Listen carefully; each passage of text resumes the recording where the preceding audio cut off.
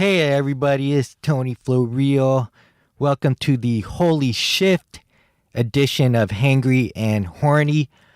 I am sitting in my studio. It's actually my car, just overlooking the Pacific Ocean at Fort Funston. It's a place where the hang gliders take off and ride the thermals up the cliff. Over in the distance, I can see a ton of paragliders out there just floating up there in their canopies. Their parachutes looks amazing. You can imagine what it's like to have that view up there and, try to stay afloat, not crash to the ground. Anywho, I'm just, again, looking at this amazing view, just kind of staring out to the horizon. It's almost sunset. Actually, the sun's already come down. And I am just ranting, riffing, improving. This is just a chance for me to kind of get all these ideas and thoughts out of my head. I will just be talking, sharing all the things that I'm feeling. And, the story with Holy Shift is...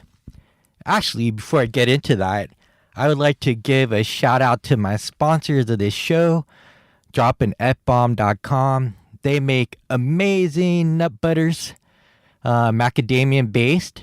They are in these amazing small tearaway package. You can take it on the go, travel with it. They make for great snacks or even a light meal before a physical activity. Or something that you need to do with your brain. So check out their website. They got a line of different oils. Again, macadamia based. They have one of my favorites that I like to eat with very low sugar. And that's the salted chocolate version. They have a pecan version. They have a sea salt version and a coconut version. They make salad oils that you can use, like avocado oil, olive oil. They even have MCT oil that you can drop into your coffee, kind of slow down that jittery caffeine effect and get a nice cognitive boost. And I also seen at their recent visit at the factory, they have a nut oil blend that's like Brazil, coconut, and I want to see MCT as well. So check out droppingfbomb.com and use the promo code FLOREAL. That's FLOWREAL, and I'll get you 20% off of your first order. They also make, for those that are into keto diet, they have these awesome cheddar cheese keto crunch. They're like cheese chips. So if you want to get like a nice yummy snack in again, or you have the munchies, check out their Keto Crunch cheese chips. They're just delicious. I just can't stop eating them. If I have like a few bags in front of me, it's over. So again, thank you, droppingfbomb.com or fatbomb.com. Check out their website. Use the promo code FLOWREAL, and I'll get you 20% off of your first order. So, guys, the story behind Holy Shift. Yes, so I grew up in San Francisco, California. I don't know if, those who are new to listening, but my story goes that I had grown up hearing impaired. I, at an early age, developed ear infections. So around the age of 4, I remember going on to, field trip during preschool in Japantown, San Francisco, at a school called Neon Machi. And I just remember having the most horrible ear aches.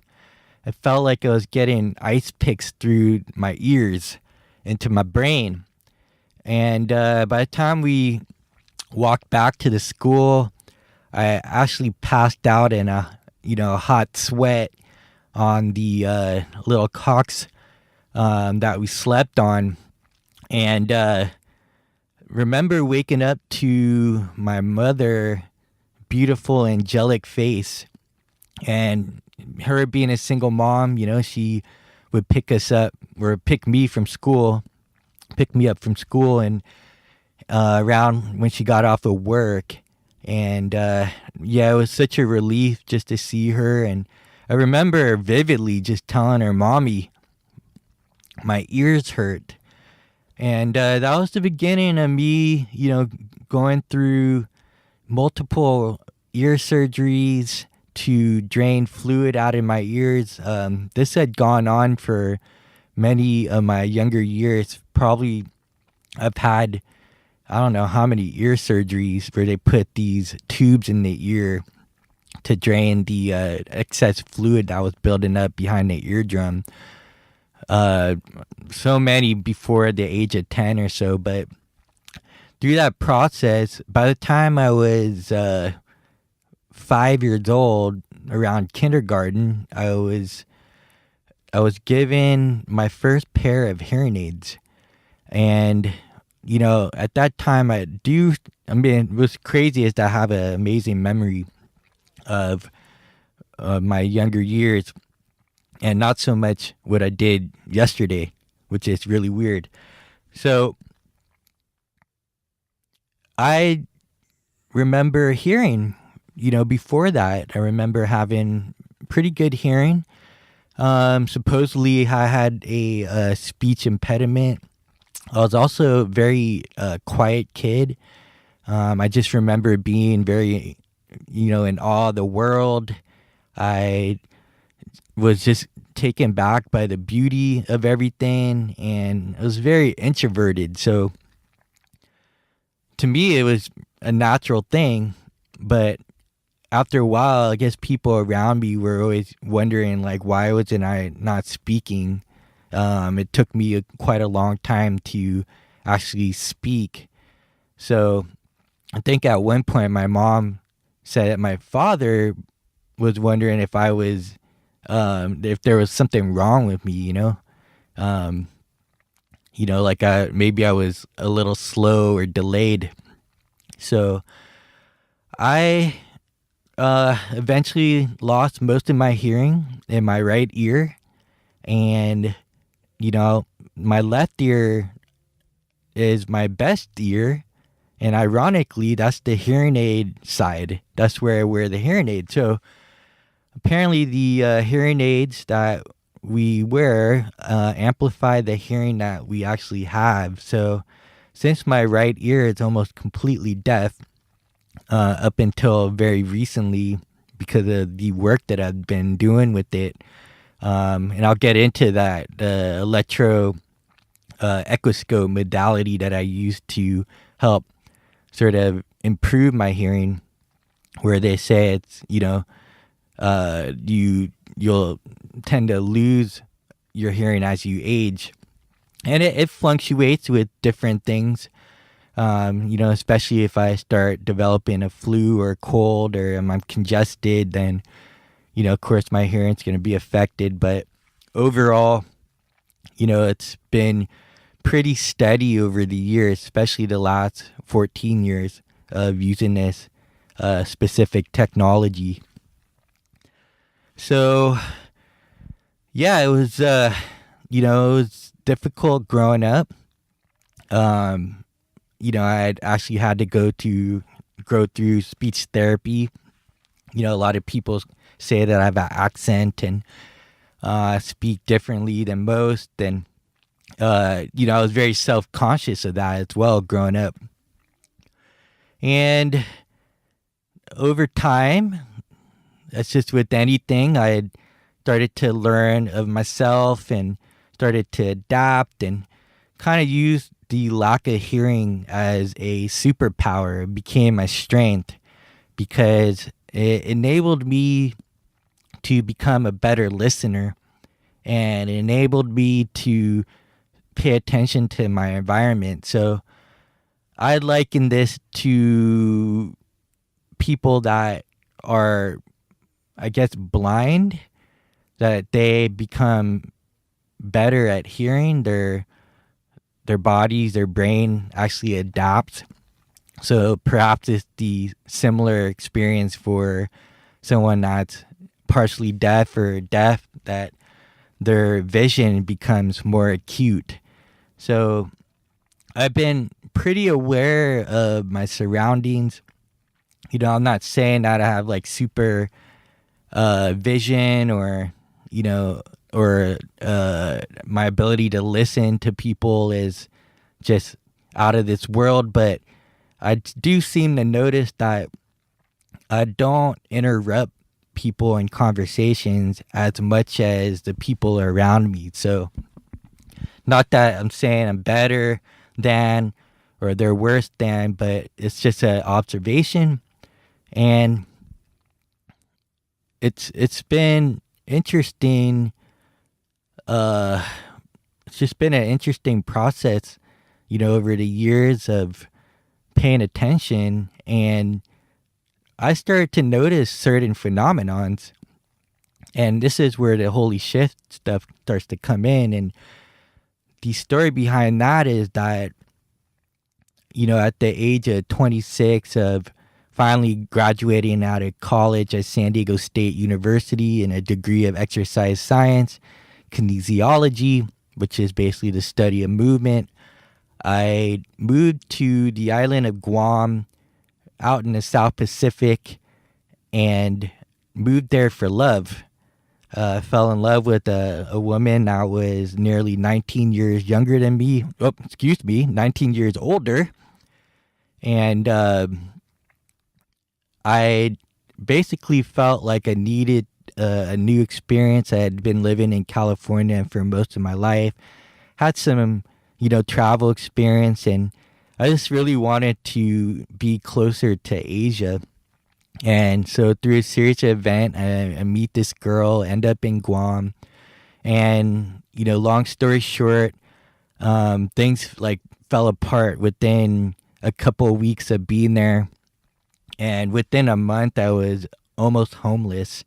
And I had like a couple of weeks to have my return ticket back to California, which in my mind, I didn't want to go back to. But the dilemma was I couldn't live with my girlfriend because we were breaking up. So I ended up in a house with her help, because she worked for Continental Airlines at the time. And she was actually responsible for, pilot scheduling for the airline. And she saw on a bulletin board in the break room that there was a room for rent. And, at the time I had pretty much blew all my graduation money to fly out to live in Guam with her. And now I was nearly homeless. And with her help, she actually got me into the place. And, I ended up renting a room that there was about 4 rooms in this house in Barragata Heights. And it's where, my landlord and my landlady, I met them and, really became close. During that time, I was pretty much the only one in the house. There was another roommate, another pilot who was off island. He usually comes every 2 weeks, so I haven't met him yet. But at that time, I was super depressed. I was heartbroken, and I was very heavily into meditation. So back to, not being,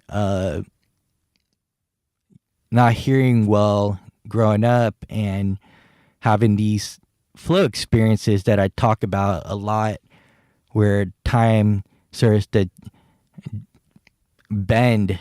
It's interesting when I have like a amazing conversation with people where hours could go by and it just feels like minutes have gone by. So you get the gist there. So I just remember being depressed, heartbroken, sad, crying all the time. It's hard to get up in the morning. And the thing was, like, before I ended up in Guam, I had actually reached out to a fitness gym out there. So the manager at the gym, Pepe, what's up, Pepe? If you're listening, he actually saw my resume, was super impressed, and hired me before I even got there. So that was the place that I would go to every day. And my ex-girlfriend at the time, she was just kind enough to lend me her sister's car, which her sister was kind enough to lend me. And anytime they weren't using it, so I'd go down to the gym and try to get clients at that time. And yeah, that was pretty much all I was doing. I'd either be at the gym or I'd be at the house crying. And at that point, I was meditating a lot. I was praying a lot. But this concept of God, is something that I've always been questioning. I went to Catholic school for 9 years growing up in San Francisco at Holy Name School. And, a lot of it was pretty fear-based, I mean, I even felt like an outcast because I wasn't actually baptized like all the other kids in my class. So I would participate in the church activities, but I would never, be in a Catholic school, get to receive, I guess they call it communion or the bread of Christ. And I would actually sit there in the pews while all my friends would go up and receive communion and come back. But the most profound thing about all that was, although I didn't really understand, the sermons, first of all, again, I couldn't even hear as well as everybody else. So to me, it was just like another language, obviously, especially when they were speaking in Latin. But there have been moments where I would just sit there and have this profound peace come over me. And I never really understood what that was. I mean, when you're that young, you don't have much life experience. You don't have the context for what you're experiencing.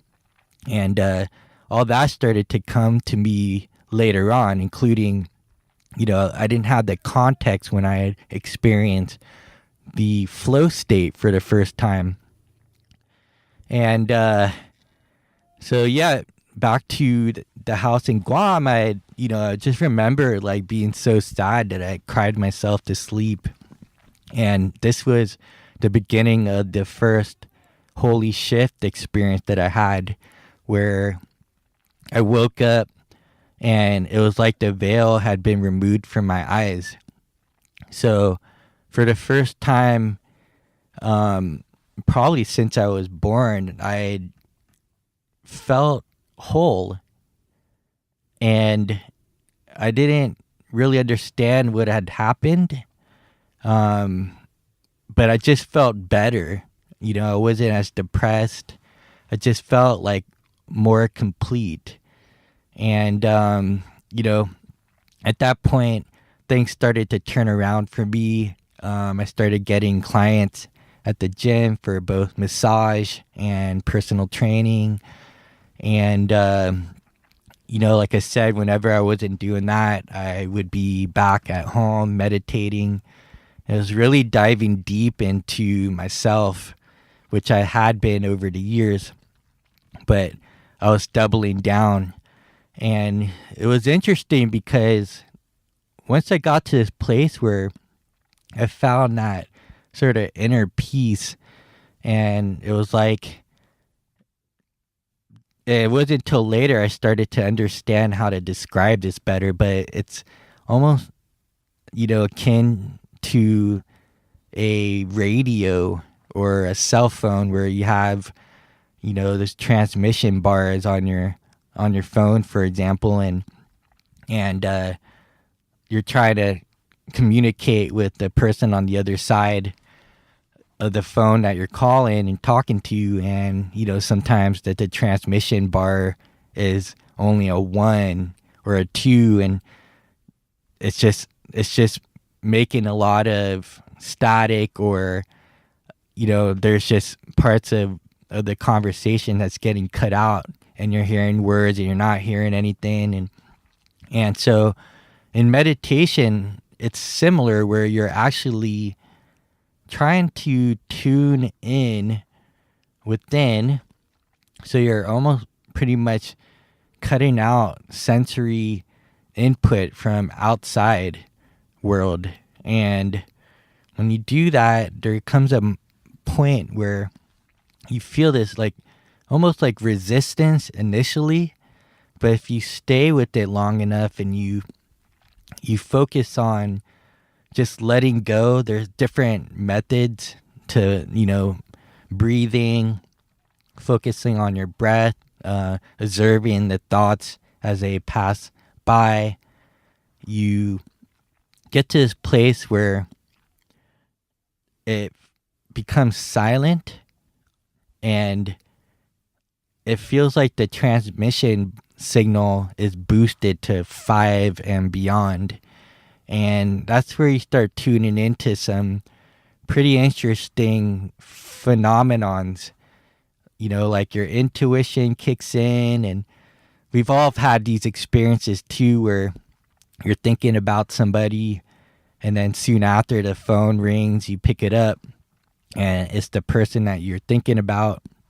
Or you'll have a thought about somebody when you're shopping or something, and you turn the corner and there they are. It's all these kind of phenomenologies that are, I like to use fancy words sometimes, phenomenons that science is on the cusp of understanding, including the most recent research that somehow we're human Wi-Fi, where they did some research on rats, of course, because they don't do these kind of things on humans because it's unethical. And well, obviously it's better to do it on rats, right?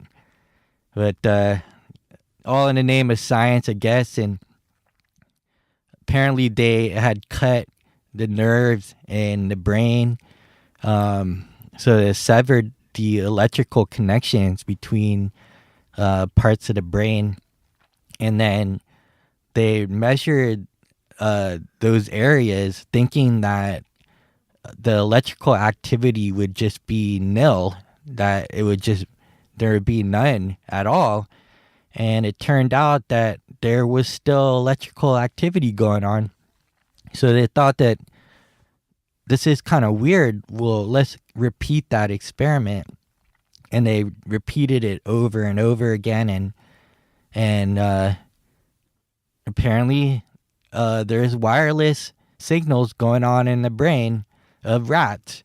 So they're just pretty much saying that's maybe possible in human beings, including telepathy and other kinds of interesting mystical phenomenon. So my point is, with the holy shit, I had this sort of mental breakdown and cried myself to sleep, and woke up like a brand new person, so to speak. And then I had went about my business in Guam. Things started to turn around, like it said, and then I ended up, at times on my break, going down the street to the main church in Guam, in the town of the capital city of Hagatnya or Aganya, depends on who you speak to. And I would sit there in the pews and just pray. And again, although I wasn't a person that agreed with this word God or that concept of, it being some supreme being that is a white bearded man in the sky. I knew that there was something going on, how could there not be in this vast universe that we live in on a blue marble in space, right? That's orbiting the sun, and the sun blasting through the galaxy. So what was interesting is that anytime I got quiet and really got in tune with myself, and I always felt like I was more present too, and I felt more like connected with, with myself, with everything outside of me, and it seemed like my intuition was heightened. So at that point, I was going about my business. Like, I remember going to the post office to mail some postcards, and I ended up in line next to this beautiful island beauty. Like, to be redundant too. And she was just wearing this incredible red dress, and I just remember her and I making eye contact, and she had like green eyes and black hair, and I was just blown away, and I almost just felt like the butterflies. But I remember saying to her, like, that's a really nice red dress you have on, and which sounds really cheesy, right? Nice pickup line. And she just kind of looked at me and said, "Oh, thank you." And it was almost like this awkward silence, and then I didn't even know what to say or whether to shut up or say something. But out of my mouth, just on its own, it was bizarre. But I said, "Oh, your red dress matches your nails," which she had red nail polish, and she was like, "Oh, wow, thanks for noticing." And then I was just standing there, and she got called up to the counter, take care of her mail business. And I was like, man, I have to talk to her some more. I need to maybe ask her out on a date or something. And at that point, it was my turn on the next counter, so I noticed that she was finishing up, and I just paid what I needed to pay, and she already had taken off out of the post office in Guam. And I remember running out to the parking lot, and she was about to step into her truck, and I said, "Hey, and she was like, yeah," and I was like, "What are you doing this weekend?" And she's like, "I don't know, why?" And I'm like, "Because I'm taking you out to dinner." And she looks at me like almost like shocked, but amused. And she says, "Are you even going to ask me what my name is first?"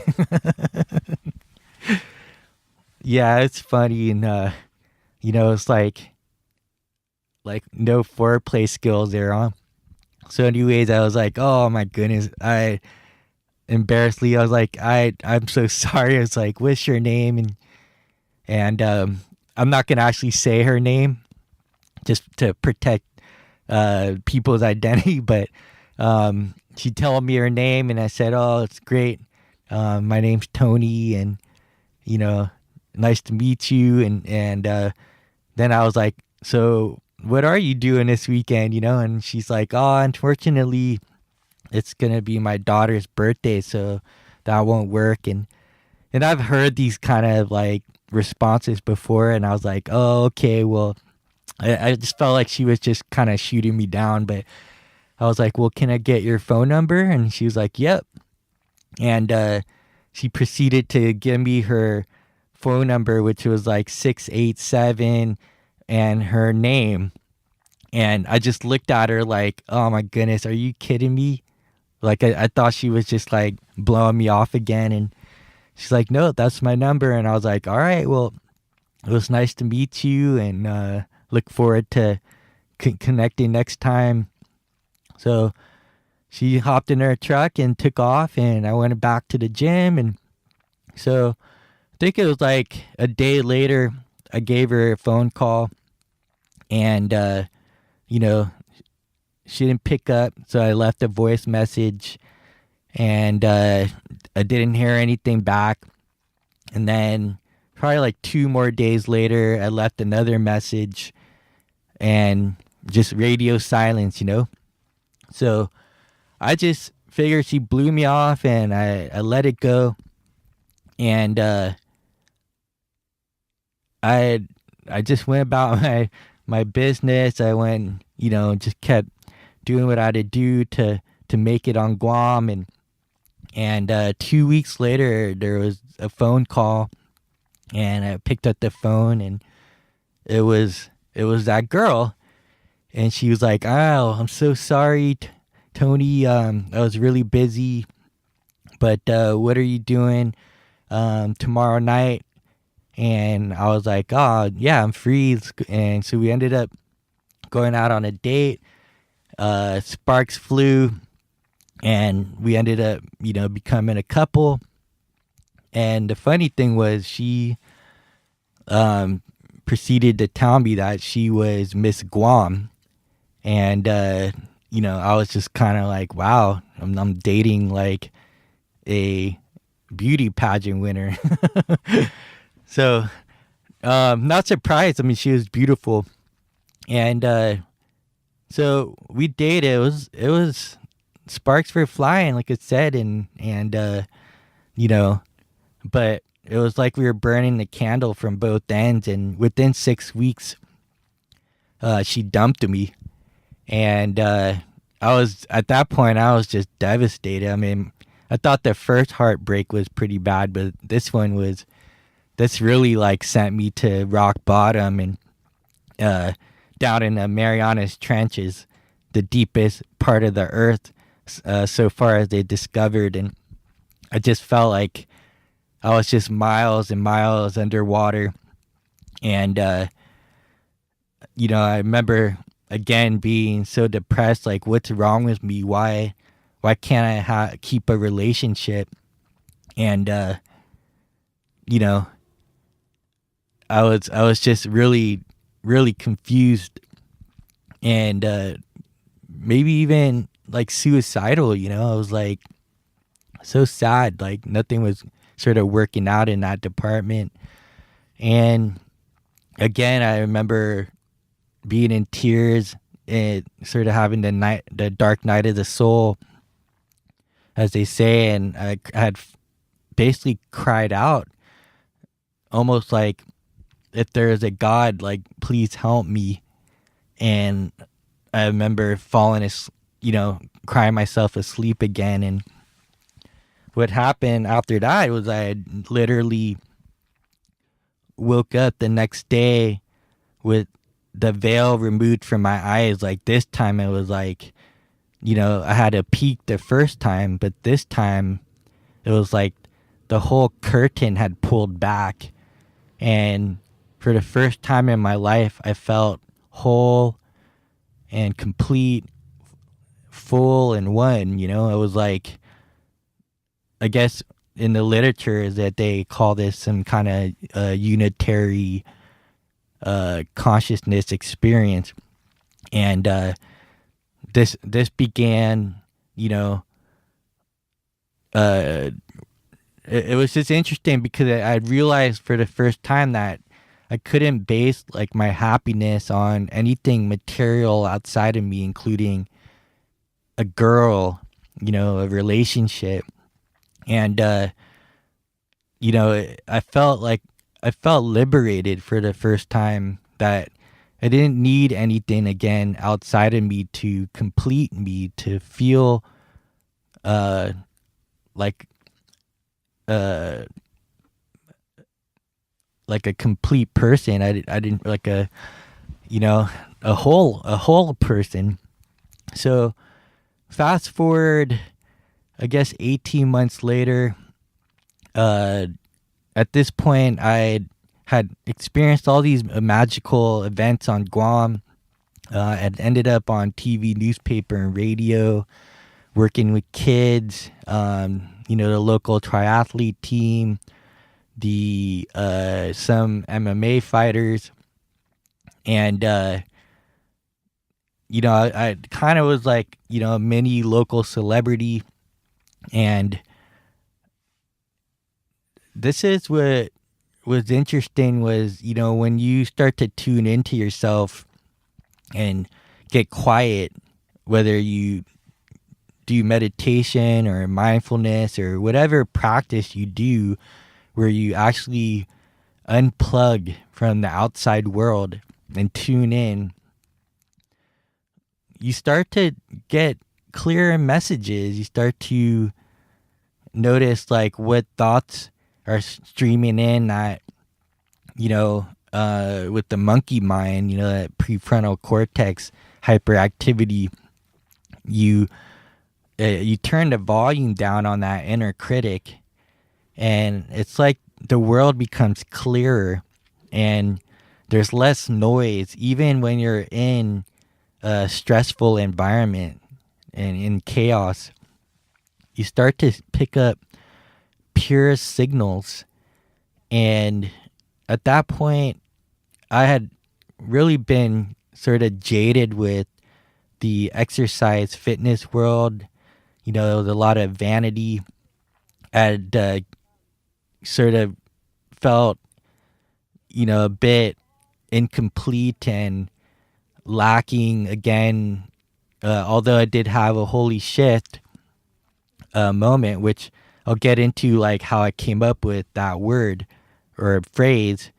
And I'm not saying I'm the original one, but this is how it came up. But I just was sick of the sort of fitness industry attitudes regarding, appearances, and it's very dysfunctional. There's a lot of people that are insecure, and I was certainly insecure looking at magazine covers and wanting to look like those people, not knowing that they were airbrushing or photoshopping in the early days. And a lot of that stuff is not real. It's Hollywood. And so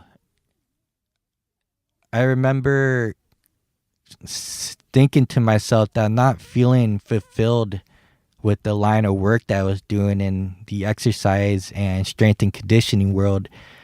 And I wanted to do something that would bring fulfillment, a sense of satisfaction that was rewarding. And I remember meditating and putting it out there to the universe, God, whatever you want to call it. Please show me a new career, a new line of work that is helping others, that enables me to serve and feel good as a result, in terms of not relying on the work to feel good, but just there's this sort of mutual synergistic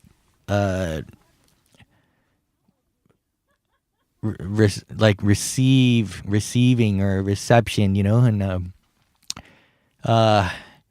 so I remember putting it out there like that, and I let it go, because I was never one to like beg or pray for good fortune.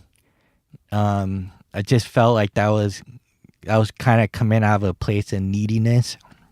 So I just remember just asking for guidance, and then I just kind of let it go. I forgot about it, and then it must have been a few days later, but I remember getting an email, and on that email, title kind of grabbed my attention. It said, "Former stuntman shattered his leg like Humpty Dumpty and uses space-age technology to regenerate the leg. And a year from the date of the injury, he ran his first triathlon." And I was just kind of floored by that because I had, in the early days, was interested in becoming initially a medical doctor, and then I was like, oh well, I love sports, so I'll get into sports medicine. But and I realized how long it took to go through medical school and then to specialize in sports medicine. I was never someone that liked school. And I had actually dropped out of college 3 times before I finally graduated at San Diego State. But I realized, oh, well, maybe the next best step is to become a physical therapist, a physiotherapist. And that's when I volunteered in a hospital, and I was in the physical therapy unit. And I was just looking around me, and just seemed kind of somber. It seemed a bit sad or dark. It was like almost like a dungeon of like torture devices, for people that are coming off of hip replacement, knee replacement. They were getting different therapies done, and they're probably on, pain meds, and it just was a depressing environment. And I was like, I actually don't want to do this either, I rather work in a more upbeat, positive environment. And that's when I realized, like, okay, well, the next step down from there was to become a trainer, a personal trainer, a strength and conditioning coach. And that's which led me in that direction. But back to that email about a former stuntman who shattered his leg like Humpty Dumpty and uses space-age technology to regenerate his leg. I was super skeptical, but I also was open-minded, and I think that's one of the best parts of how I maneuver in the world. I'm always curious and I have an open mind, but I still like question everything. And sometimes I'll lean more to one side or the other, and I'll get in trouble being too open-minded, or I'll get in trouble for being too skeptical. But at this point, I was like, I got to investigate this. And so there was a link there for a teleconference call. And with Guam and its time difference from the continental USA, I missed the actual teleconference call, but there was the recording. So I listened to the recording, and Mark Victor Hansen, who basically co-created Chicken Soup for the Soul, is one of the greatest and most successful book on the New York Times bestsellers list. He was interviewing the stuntman John Thorpe, and John Thorpe was a stuntman for Magnum PI. He was stuntman for Jake and the Fat Man. I'm trying to think. Oh yeah, he was also the stuntman for Lee Majors, the Bionic Man. And so John was sharing his story how he had shattered his leg in, an accident, and which wasn't stunt related, ironically, but he ended up in the hospital, and the doctor said that they had to do a complete knee replacement or he'll never walk properly again. And John, being in the stunt business, he consulted Lee Majors, who's like a famous 80s actor in the Bionic Man TV series. But Lee Majors told John, like, don't get this surgery. That will be the end of your stunt career, because they'll just replace you with somebody else that doesn't have a replaced knee. So John elected to not get this surgery. Lee Majors said, John, instead fly out to LA, because John was in Honolulu, Hawaii at the time. He said, fly out to LA and go to the Kerlman and Job clinic, physical therapy clinic, where they had this technology. I've used it on my own arthritic knees, and I'm pain-free, and, I think it'll help you. So John flew out to this clinic.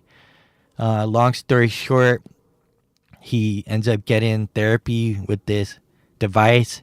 At the time, it was called the electro-equiscope and electro-myopulse. So there were two different machines, one that works on the nerves of the body, and the other machine works on connected tissue like muscles, tendon, ligaments, bone, etc. And so within, I think he was treating himself, got treated, and then eventually got his own machines. But within a year or 18 months or something, John was completely healed, and he ran his first triathlon on a knee that was not replaced and wasn't supposed to bend. So when I heard this story on a teleconference call, it's just like, wow, that sounds incredible. I would love to learn more.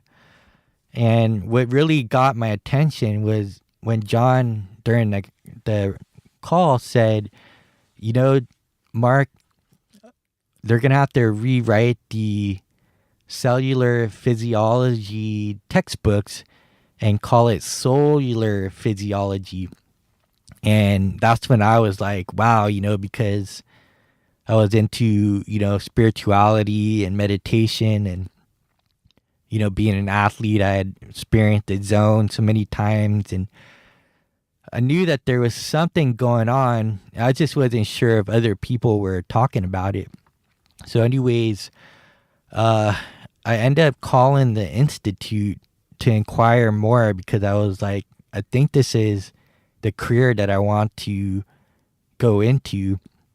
And so I call at the Institute. A person picks up it seemed like a rep for the company, and I ended up having a conversation with this guy for 30-40 minutes, and I just thought it was like a rep for the company.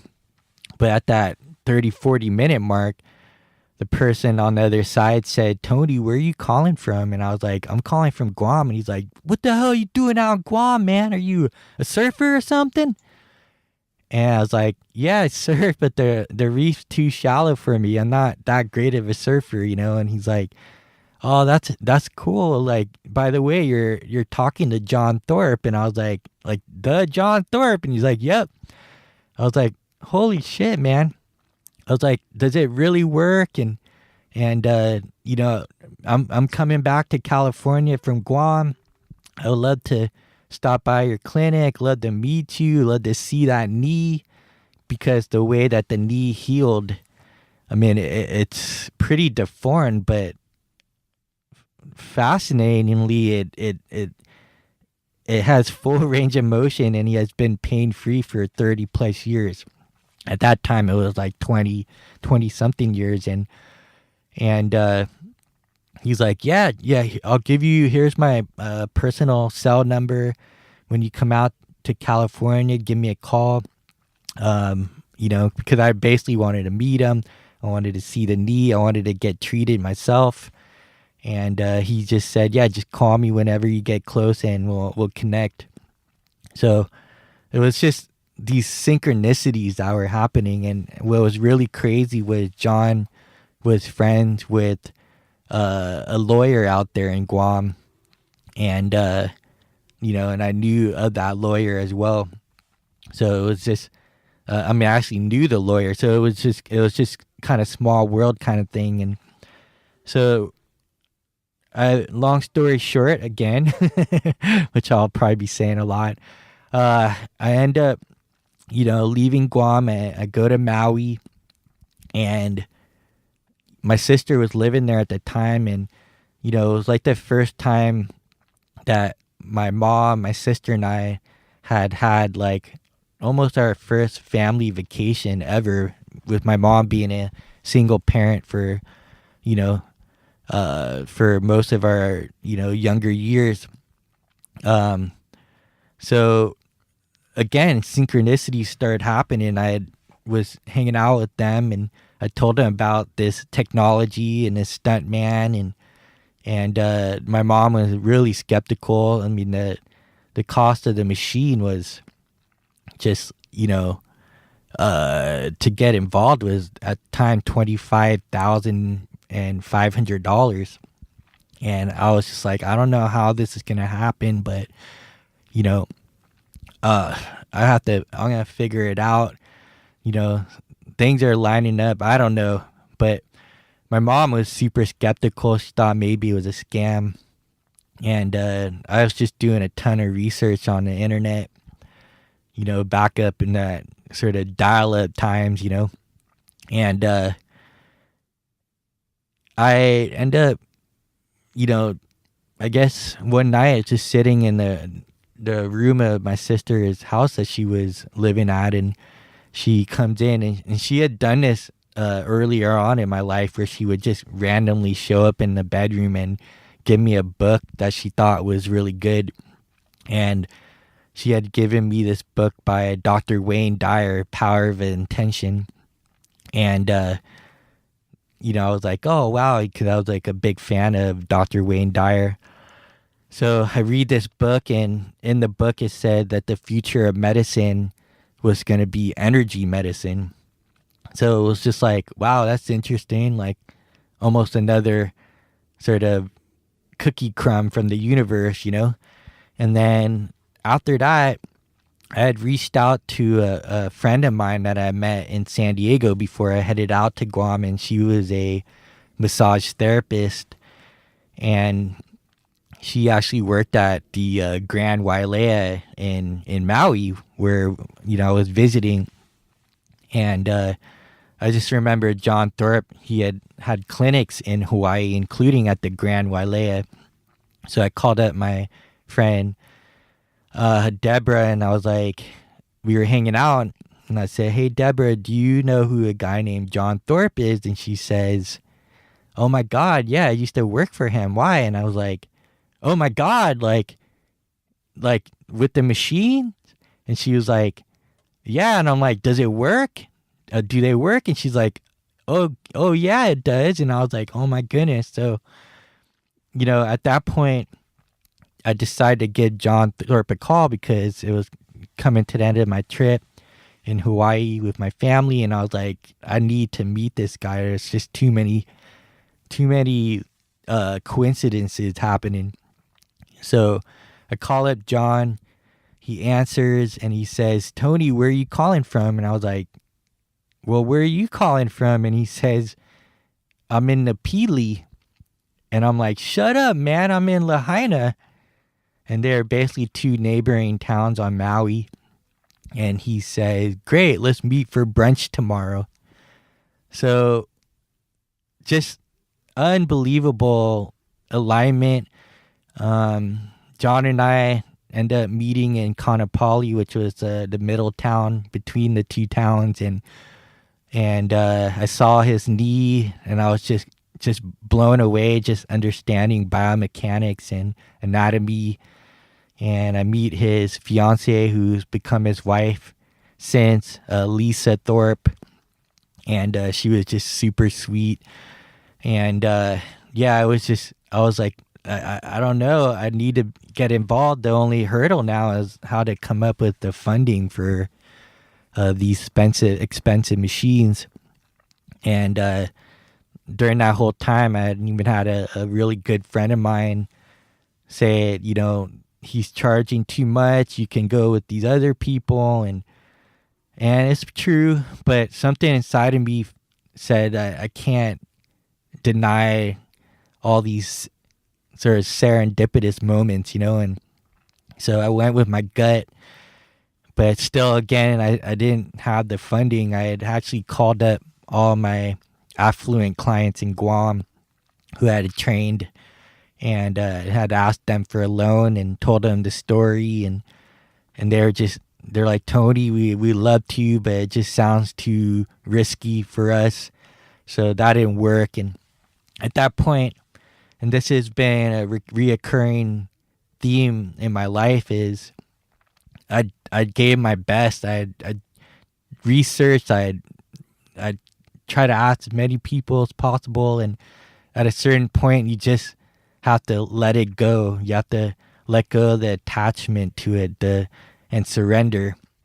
And at that point, I had forgotten about it again. It was similar to how I had let go of the thought of connecting with Miss Guam after I didn't hear her. I didn't get her phone call returned those 2 times, and I just let it go, and it was out of my mind. And the funny thing is once you completely forget about it, it's been my experience. Not 100%. I'm not talking like The Secret, Although there's some truth to that, but there are also some exaggerations as well with The Secret. But I let it go, and I just remember having a conversation with somebody and told them about all these synchronicities that happened, how I met John Thorpe, and a person close to me overheard the conversation, and this person wants to remain anonymous. But after I had finished the conversation with this first person, the other person that was eavesdropping came in and said, "Tony, I believe in you. I believe in what you're the machines, and I'm gonna write you the check for the full amount, 25,500. You never have to work on me, you never have to pay me back. But the only thing I ask is whenever I need it, just work on me." And I was just stunned. I was like, "Really?" And this person was like, "Yeah, I totally believe in you. I believe in the machine," and wrote the check right on the spot. And then I pretty much, mailed out to John Thorpe, and he actually called me when he received the check and was like, "Tony, how did you do that?" And I was like, "I don't know. It just happened." And so this leads to the end of the story, where part of the reason why I was intrigued by the machine was maybe it could help with my hearing. And so, John put me on a protocol where I was treating my ears twice a day, basically like morning and night, for at least like 20 to 30 minutes each time. So it's a bit like a meditation, a traditional meditation where you would sit in one place. The only difference is I was actually hooked up to electrodes on my earlobes, one electrode on each earlobe.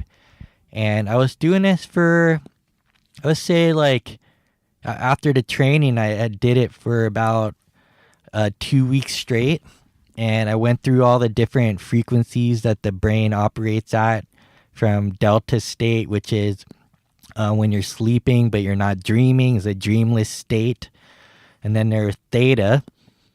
It's where you actually have rapid eye movement and you're dreaming. And then there's alpha, which is like a very relaxed state of mind. And then there's beta state, which is being alert and aware, and you're processing like multiple stimuli. And then, there's also a state called gamma. It's a very high frequency brain state. So I went through different frequencies, all the different brainwave states. And, at a certain point, I wasn't feeling the tingles on my earlobes anymore. So I checked out the manual, and I was actually at a clinic at this time in Palo Alto near Stanford University. A chiropractor friend of mine had opened this clinic. I started working out of it, and I was in the room, one of the clinic rooms, when I was hooked up to the machine, and I just remember looking into the manual, like, can I go increase the intensity higher? Because I wasn't feeling the tingle effects on the ear anymore. And so I read for the ear clip protocol for the ears. You can go up to 200 microamps. And currently I was at 100 microamps. And so the moment I clicked it over to 200 microamps, I nearly fell out of my seat. I had heard angels singing, and the whole veil had completely removed right in front of my eyes as I was awake. Like, it didn't happen when I was sleeping. And like this time I was consciously aware of all of this happening.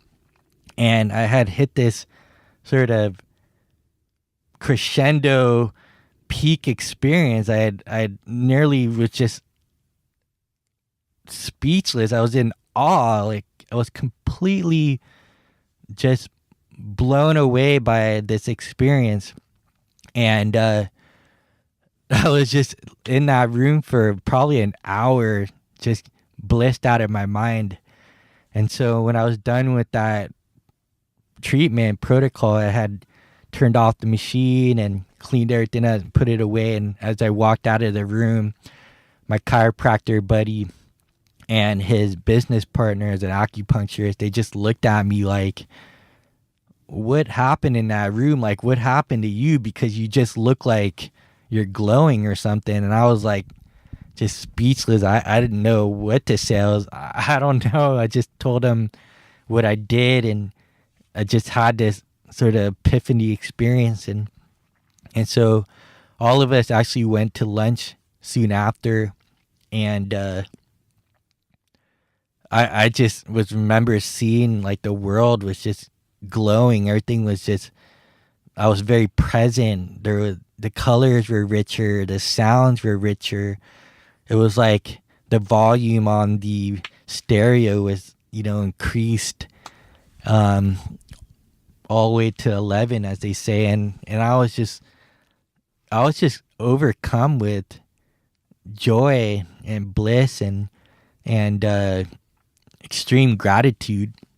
So as we came back, walked back to the clinic, we were in the office, and like the administration office, like lunchroom, break room, and I was trying to describe like what the heck had happened in there, and they, at that point, all I could say was, when it did happen, I remember saying like, holy shit, holy shit, because I was like hearing angels singing. Again, the veil was removed, and it was like I saw the world for the first time, like I was a small child. And at that point, when I said holy shit, for the first time in my life, even after 9 years of Catholic schooling, I understood what holy meant, because I felt like whole for the first time, like WHOLE, whole. And I was like, geez, all these years I did religion, I went to Catholic school, I never knew what holy meant, but this time I actually had a direct experience. And when I was saying shit, I was like, holy shit, I had a holy shift. Holy shit. I was just tripping out, and I actually put a W in front of holy. So that's how I spell it. It was WHOLY, and then shift, SHIFT. And that's the story of Holy Shift. And so I really understood the context of all the prior holy shift moments I had throughout my life, including these flow state moments, whether I was riding waves and getting barreled or tubed, playing sports, and things would go into slow motion, or, I got a hole in one at the age of 10. I had, remember hitting whether a golf ball or a baseball, they call it this sweet spot. And it just, everything feels like what they call effortless effort. It's a bit like Taoist, like Zen. And yeah, it was a profound direct experience, which is what I had sort of lead my life by now, because I had different forms of addiction over the years. Never so much drugs or alcohol, but I was definitely an info junkie. I was a bliss junkie, and now a flow junkie. And I started to understand, especially in the information world, where a lot of people are operating out of theory. They're reading every book, they're reading every kind of article online, or watching all the videos, listening to all the podcasts. Like, I definitely had been there, and but never actually implementing, not actually getting my hands in the dirt, blood, sweat, and tears, getting the direct experience. And it's one of those sort of I don't know, conundrums, or I can't think of the word right now, but it's like a paradox, because you definitely want to put effort, but you also want to be able to surrender. So there's a really cool chart that I found and posted on Instagram, where you have one side discipline, and then the other side of the chart, it's surrender, and then the intersection point in the middle is flow. So you definitely want to give your best, but you also want to paradoxically surrender at the same time. So that is the Holy Shift experience. I will be doing these sort of monologues, just riffing again, podcast. I really appreciate everybody that's been supporting me on Hangry and Horny. We're gonna have some amazing guests again coming up. I also want to give special thanks to my lovely sponsor, F-Bomb, droppingfbomb.com. Ross and Kara just had an incredible trip out to Flagstaff to see them at their factory with my new Irish girlfriend from Ireland, Judy. We had an amazing adventure trip out there, and thank goodness we didn't get snowed in. They got about almost 40 inches of snow in one day. It was the most snow in one day ever, a new record. But yeah, these guys, they make, again, delicious macadamia nut butters. So whether you need a delicious snack or a light meal, they have just incredible flavors. So go to droppingfbomb.com and check out their different variety packs. They also have merchandise like t-shirts and coffee mugs. They have other oils that you can use for your salad, for coffee. You get creative, your smoothies. So go to droppingfbomb.com and use the promo code FLOWREAL, FLOWREAL, and get yourself 20% off of your first order. Thank you guys so much for listening. It's a total blast just let go and freestyle here as I share my story about Holy Shift, and as the Hawaiians do, where they're talking story, they inspire me to do the same with you guys. So I'll continue to share different stories that I've had where I've had these different brainwave states of mind. I absolutely love flow and the research on flow, the science on flow states, and will continue to give you different experiences that I've had, and hopefully that will help you with, maneuvering and thriving in your own life. So thank you again for listening, and much love, everybody. Mwah.